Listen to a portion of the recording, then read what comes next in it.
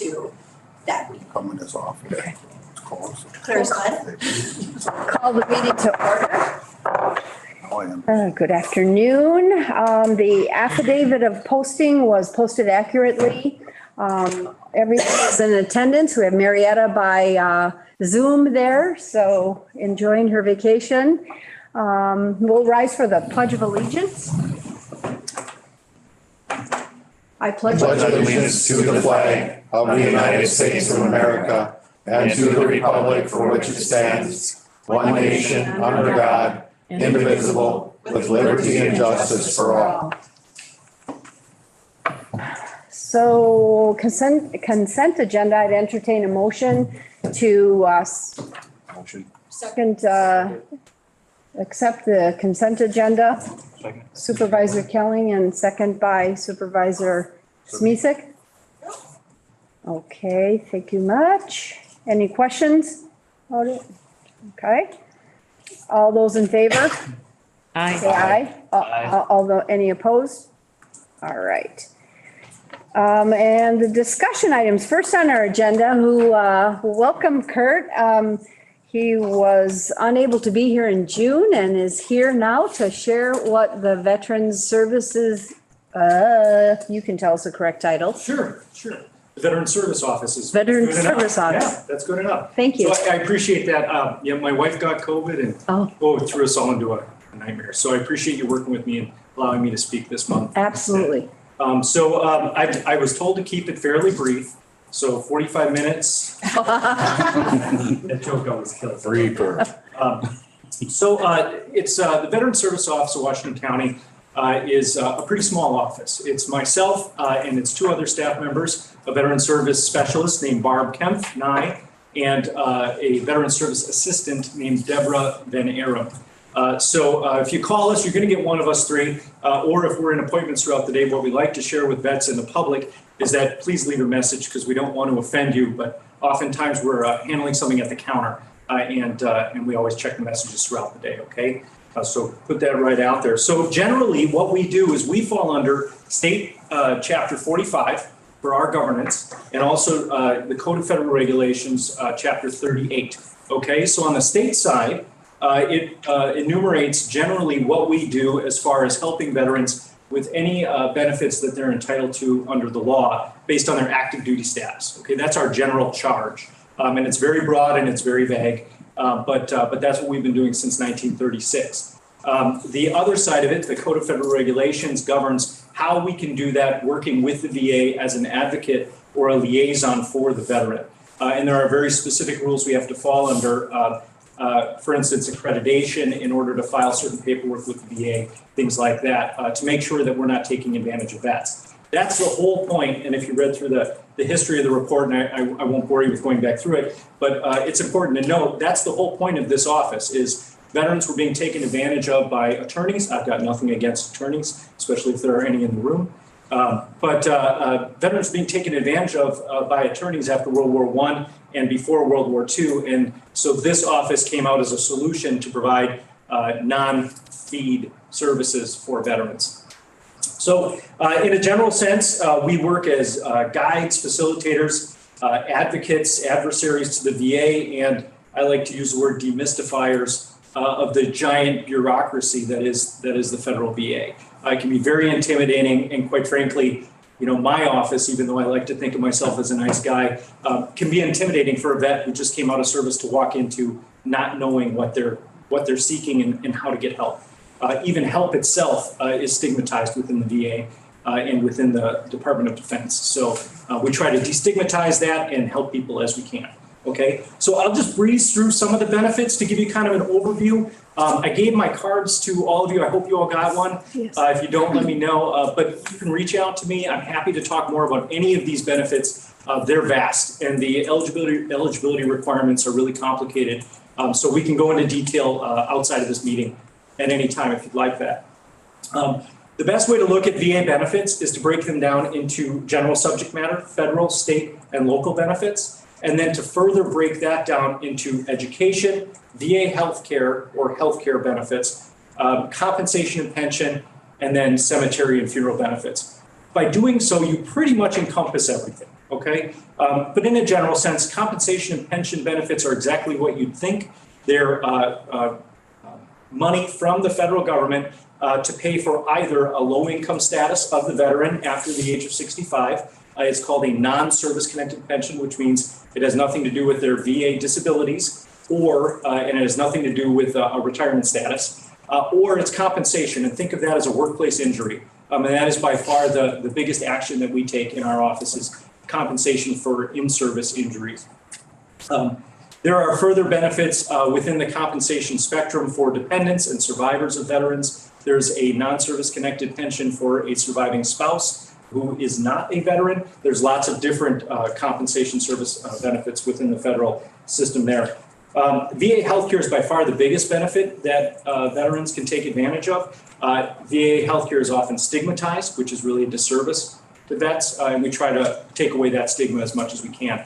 Just so you're aware, as an adversary of the VA healthcare in Milwaukee and Madison is very, very good and really should be supported because there's a lot of vets that get a disservice by not going there because they think it's not good. So that's generally VA healthcare. We can talk a lot more about that if you'd like.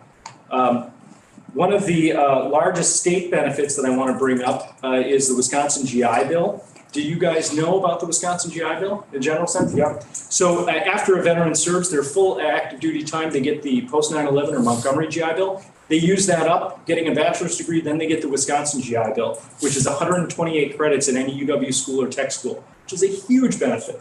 If they're 30% service connected, disabled, each of their dependents, their spouse and all of their children get 128 credits each to any UW school or tech school, which is a little known benefit and is a massive incentivizing benefit here in the state of Wisconsin.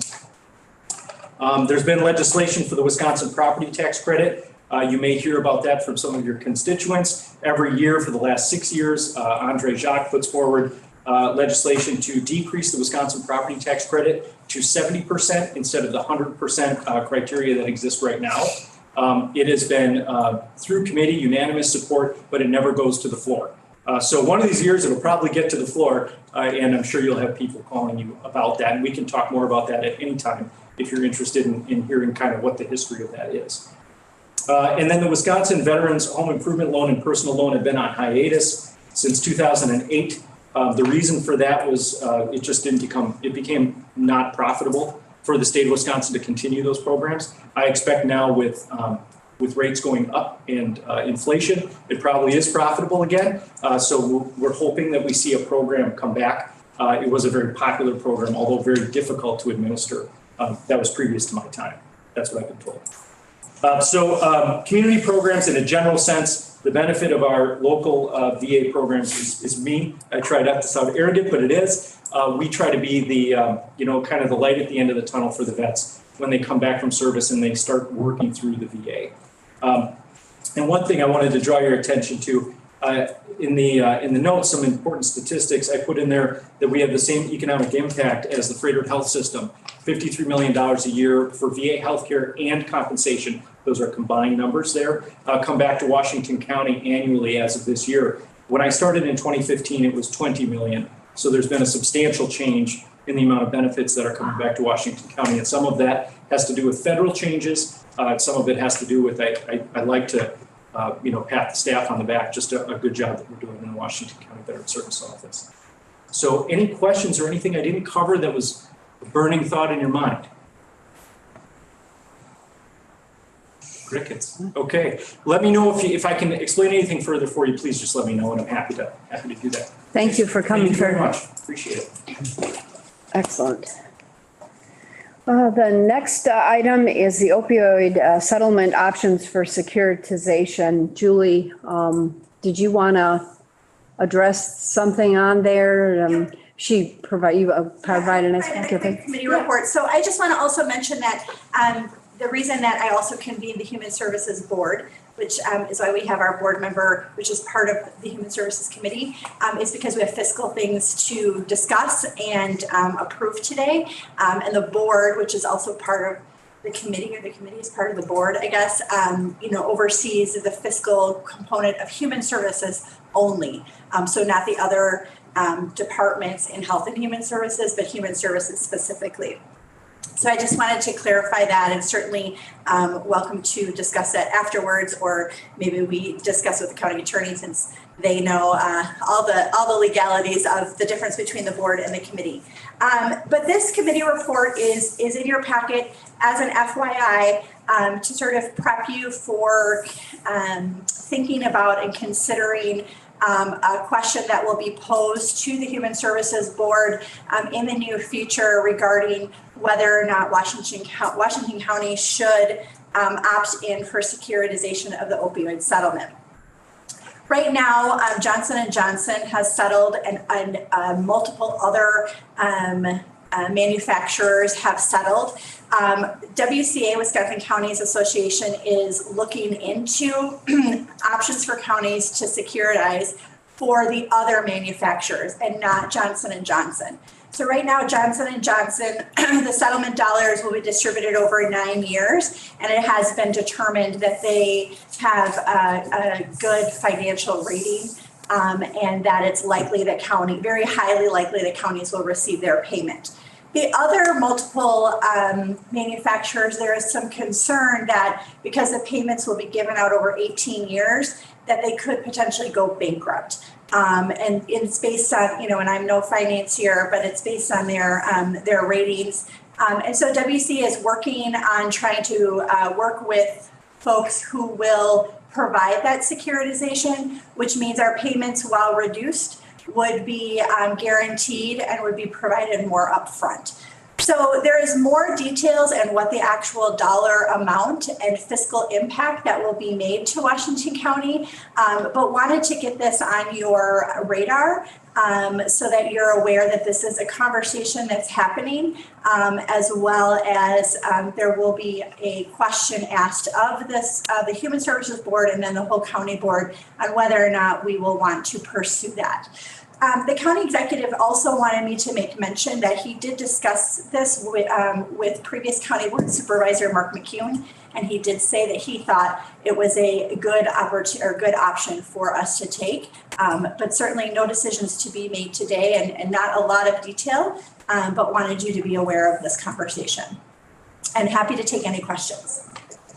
I just want to make a statement on that. So long and the short of it, this is just like doing the J.G. Wentworth deal where you have a settlement amount that goes over time, and then this will end up paying you that settlement up front, but at a reduced amount. So you might get out of the $20,000 you were supposed to get over 20 years, you might get $6,000. I don't know. The devil's going to be in the details on this, because I would be curious to see just how much money it will take to secure this. Because I'm thinking it's probably going to be relatively considerable, so we'll have to see, but that would be my biggest concern. This money is up to us to protect it for the people who were injured by these opiates and stuff like that. So ending up in the pockets of bankers and lawyers is not my favorite thing to do. But I also understand, with all due respect to the possibility of bankruptcy, and it certainly is, any company is, but I consider that as possibly what I would say if I was trying to get my hands on your money, that I would, they could go bankrupt. They could have a tornado wipe out their whole corporate headquarters. And, it just, to me, it seems a bit of a scare tactic. Rather than something that's genuine. Now, and I'm a huge fan of Mark McCune. Him and I go way back, and I totally believe he was speaking probably in generalities that it's probably a good idea to get it up front. If you can get a certain interest rate on it, you'd be better off than just the amount. You might end up making more money, and I see how he sees things.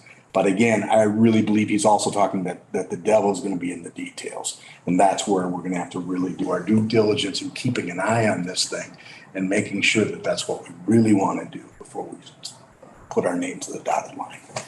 Sure. I shared the same concerns, but from what we've heard from the WCA, they're been big negotiations, and it's probably only gonna be 10% we may lose by securitizing, but again, nothing's final, so Right. this decision will be made down the road. And to add on to that, there are 2 more conference calls, Julie, in July? There's an additional conference call over 3 separate days. Okay. For folks' availability. Yeah. If you're interested, I can certainly have Mike Fody send that information out to this board. If you care to join, anybody can join and listen into that call. That'd be great. Thanks, Julie. So this is just for discussion today and questions and update. So thank you very much, Julie. The next item is the 2022 first quarter out-of-home care and inpatient hospitalization. So thank you for your charts. The pie charts were helpful Yeah. versus looking at Excel spreadsheets. So again, if you have something to add, we appreciate your reports, but Sure. please. So, I think for the purpose of a new Human Services Committee and a new Human Services Board, just want to give you an understanding of why this information is presented. We do present this on a quarterly basis as soon as we can finalize the details. So obviously this is from January through March expenditures. Out-of-home care is placement of children in foster care or residential placements. As well as youth, children who are involved in our youth justice program. And then inpatient hospitalizations is when we need to Chapter 51 or Chapter 55, somebody who is a danger to themselves or others and needing mental health placement. And or if they don't have insurance and need mental health placement. These are the 2 biggest drivers of cost for the Human Services budget, and 2 of the biggest drivers of cost that we have not as much control over. Both of the requirements to place children in out-of-home care or residential placement and to place individuals in an inpatient hospital setting are statutorily required. And so they're essentially our hands are tied in having to pay for those costs. Certainly, we provide a lot of various programming and services and coordination with our community partners to try to minimize those placements, keeping kids and families together, or providing families or individuals with prevention-based services like our Calm Harbor Crisis Facility, which is an 8-bed crisis facility here in West Bend that we will place people in lieu of sending them to the hospital if it's appropriate. But it's important for this board to have a yearly sense of where we are with these budget drivers. So you're not surprised at the end of the year. But it's also, I think, important to know, at least in my tenure here on the last 5 years at the county, both of these budget line items have been well overspent what they've been budgeted, but our budget has always come in under budget overall for the county. So I say that to just give you a good sense of what you're looking at so that you're not as alarmed as sometimes the numbers can be seen, but also that you're just aware of where we're at for this first quarter of this year. Yes. The first pie chart, it says total expenditure 788,000 some odd, and the total budget is 1.99 million. Is that the total budget for the year or just the first quarter total? For the year. Okay, So, we've already spent almost half.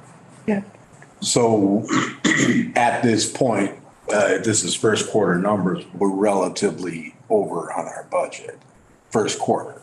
That is correct. And as you were saying, that will go under for the total budget of human services, or is this just for this particular thing? So the way that we budget inpatient hospitalization is it's under the behavioral health division. And the costs that we incur go to that, what our best guess is for budgeting for the year.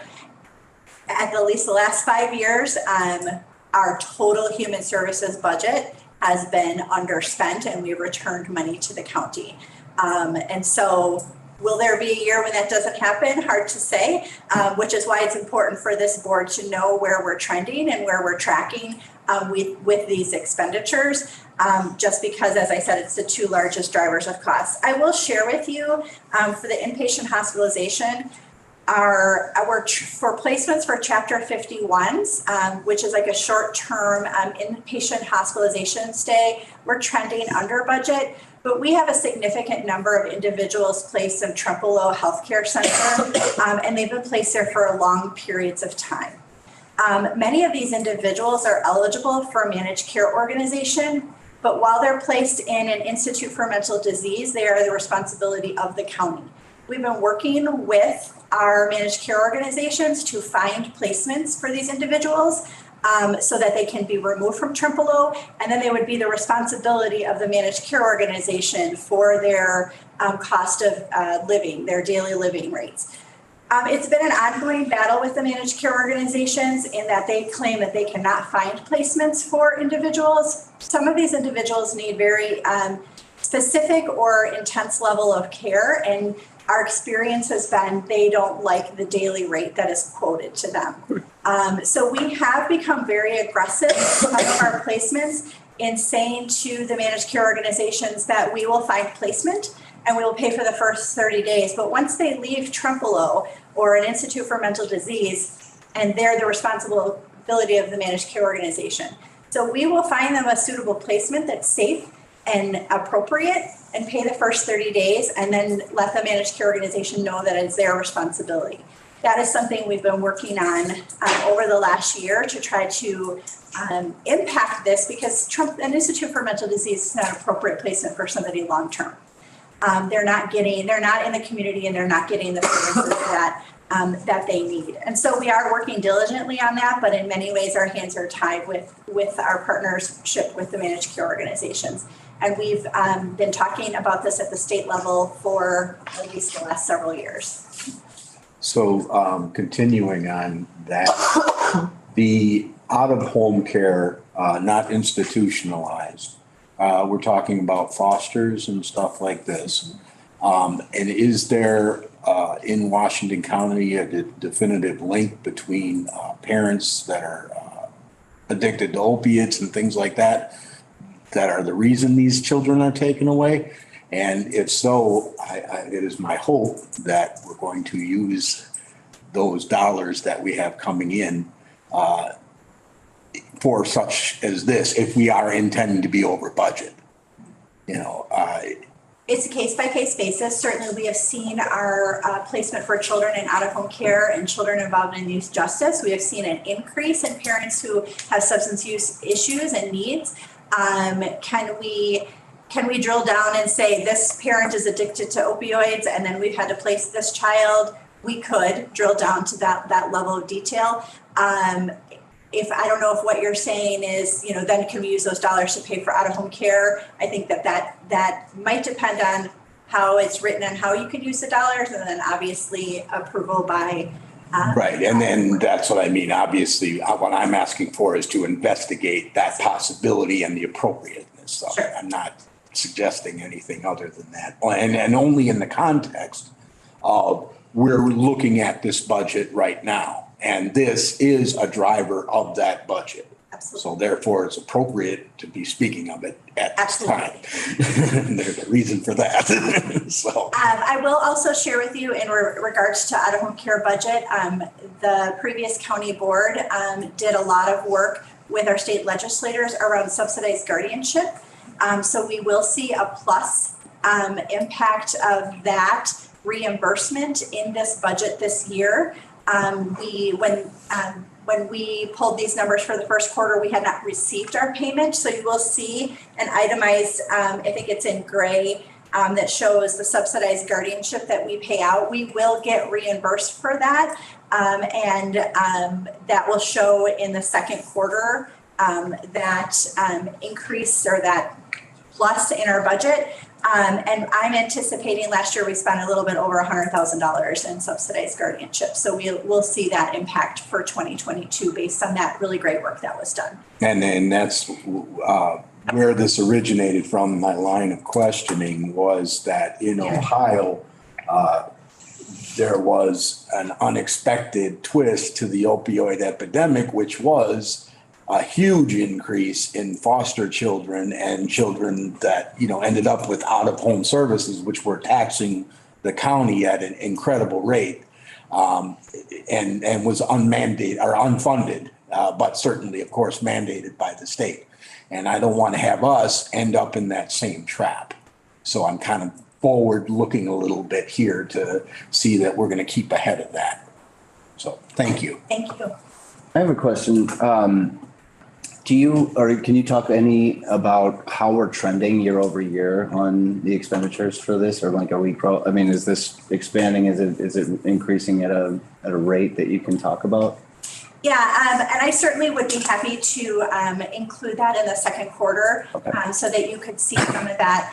I will say if I say inpatient hospitalization, it fluctuates, because one of the interesting thing is, while somebody is in an institute for mental disease, we cannot bill insurance for any services.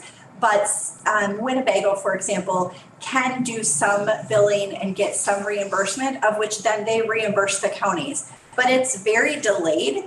And so some years, while our expenditures might be the same or more, we might get more reimbursement. So in some ways, the years that you have higher expenditures, the following year you have more reimbursement from that previous year. And so I wouldn't say that the trend always looks for our true expenditures. You can see what we've paid, right, and then what we've gotten reimbursed, and you can see that trend. I will say that every year it just creeps up a little bit more. And so if I switch over then to out-of-home care, last year I think we would have been aligned with our budget if we had gotten the subsidized guardianship reimbursement. But every year we also increase our budget just a little bit, so that we, are at least trying to manage to the trend. But I certainly can include that in the second quarter so that you can have a look at that. Great. Any other questions? Are you out there? Okay. Thank you, Julie. So moving into the action items, we have a resolution for Wisconsin Youth Prevention Grant. Again, Julie provided an excellent overview in our packets, and I'm just assuming everyone read through those. Is there anything you'd like to expand on? Because it was a comprehensive report to add to. The thing that stood out to me was the 2 community-based programs maybe, but that's just me. So I will just say one thing that I consider that you might be concerned about is that we're requesting approval for us to receive this grant in June, when the grant started in January. Elevate has been doing the work. Originally, this grant was supposed to be $75,000, and we were supposed to get it in fall of 2021. And there was a delay from the state in getting this money and this grant to the county. And so they ended up switching it and sort of condensing the money, making it a larger pot of money to be spent in 1 year. So because it's over $100,000, it now requires us to get board approval. Anything under $100,000 usually doesn't. Usually we just put it in a committee report so that you're aware of it. So Elevate has been doing the work. They have been reaching their goals and doing their targets. Essentially in partnership with them, as that they've been a good partner to the county and a good partner to Human Services. When these dollars became available, Mary Simon and I, who's the executive director, talked about whether or not this was something that they could use the funding for to increase and enhance their services. She said certainly. They actually did most of the work in writing the proposal, and I agreed to submit it on their behalf so that that could help improve their services for them. So I just wanted you to be aware of that in case you were curious of whether or not we could spend $100,000 in 6 months. And so this is for the special meeting for the county board on June. No, it sounds similar. No, this is essentially Elevate. We contract with Elevate to do prevention programming for youth. Right. This funding from the state is additional funding. It's one-time funding that they will be able to use to enhance and expand their services that they currently already provide. But does this have to pass through this community and go to the board, or is this committee have the ability to? So it goes to the county board because it's accepting money over $100,000. Just want to be clear. Any other questions? Any other? I would entertain a motion in a second. Motion by Supervisor second. Sisek and Linda Gurath, a second. All those in favor? Aye.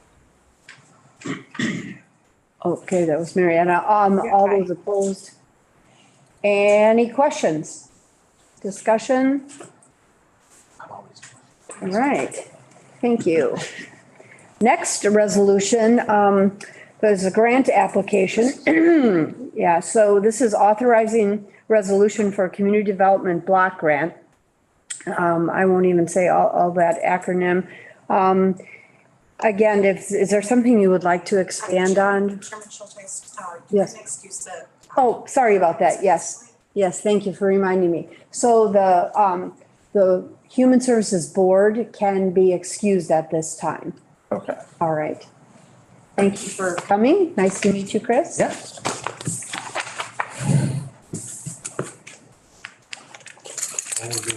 Yes, sir. Likewise. Nice to meet everybody. Yeah.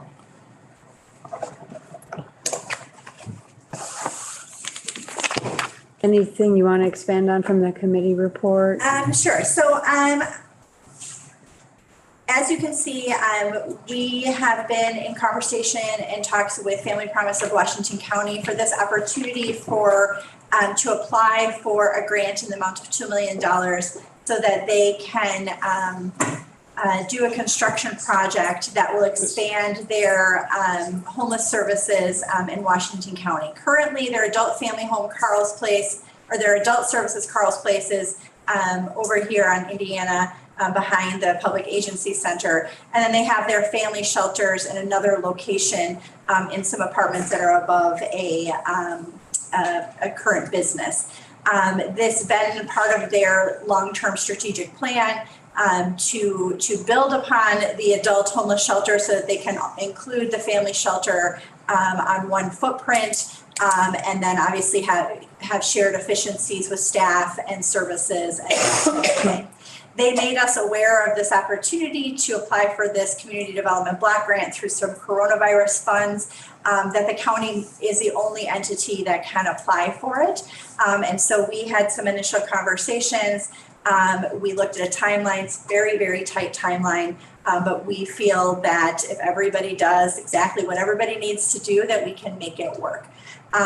The Family Promise, as we'll talk about in the next resolution, has indicated that they have the funds for the completion of the project because it will actually cost more than $2 million. As part of the CDBG application, we need a resolution on file from the county board that gives us permission to apply for this grant. So we're unable to even submit the grant without this approval. So we are looking for your motion to approve and move to the county board. And that is the special meeting that's occurring on June 3rd. Right. Okay. All right, Questions? I'll move. Okay. For a motion by Supervisor Kelly, second I'll second. by Linda Gurath.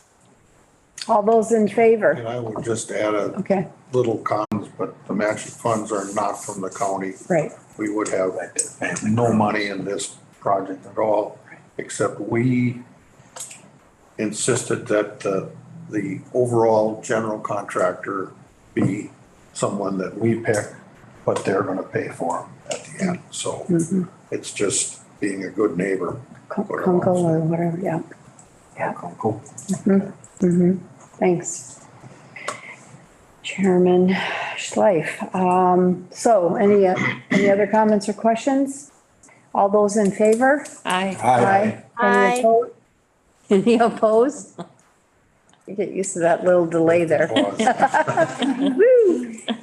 All right, and so resolution, our last one is as Julie talked about, is authorizing the commitment of matching funds. So that's the difference. And again, as Chairman Schleif said, that the matching of the funds is not from us. So it's coming, you can add anything to that? So absolutely, that is correct. It is a requirement of the CDBG grant that we have a resolution authorizing the matching funds because we know that the project in the state and CDBG knows that the project's going to cost more than $2 million. Certainly, they want assurances that there's funding there to complete the project. So we're not looking at a half-built building and the expenditure of $2 million. Right now, as you'll see in this resolution, so it'll be your determination if you just want to make a recommendation to move it to the board meeting, or if you want to provide an approval. It does not have the final dollar amount. That is two reasons and doesn't have backup documentation. Two reasons is they're finalizing their quote with the architect. And they are finalizing their paperwork to show the money that they have in the bank and that their approval of a line of credit that will meet the dollar amount that is quoted by the architect. That information needs to be to us by the 29th so that we have that ready for a public hearing and then also the special county board meeting. I feel confident that everybody is doing what they need to do to move this project forward, but if we cannot get that completed, I don't know that we'll be able to move forward with this project because that is a piece that has to be approved and finalized before we can even submit the application. And I'm happy to answer any questions about that. Yes. Can this resolution then be moved forward conditionally based on the stuff that, the paperwork and whatnot, as far as, I mean, look, we're going to move it forward, but I'm not sure of the appropriateness of it without the proper paperwork, if that's okay. I mean, from a parliamentarian point of view. So I would say you could make a motion to approve the resolution contingent upon completion of the details. And that's what I'm The looking for. financial Yeah. So I will detail. make that motion just to protect us legally, that we are putting forth this resolution based on, good faith that the contingency that all these things will be met before it goes to the board. Okay. do you want to put the date of June 29th on the motion? Motion? Is that the day that it has to be completed? That's the day it needs to be to Kunkel Engineering. So I would just say by the 30th. By the Or- board meeting, June Yeah. 30th, that would be the. Yeah. Okay. Do you need any more help, Mary, with the verbiage of it? The motion? Is that No, so I considered just a want to bring friendly that back amendment? to you. So it would be moved by Supervisor Kelling to approve the resolution authorizing the commitment of the matching funds for the CDBG coronavirus grant with the contingency, or based on the completion of the contingency being met by the 30th of June. Sounds good. Okay. And I need a second. I'll second that. Okay. Thank you. All those in favor, say aye. Aye. Any opposed? All right, it passes. Thank you. Our next meeting date will be July 27th at 4:00. Same place, same channel. Thank you. Meeting is adjourned.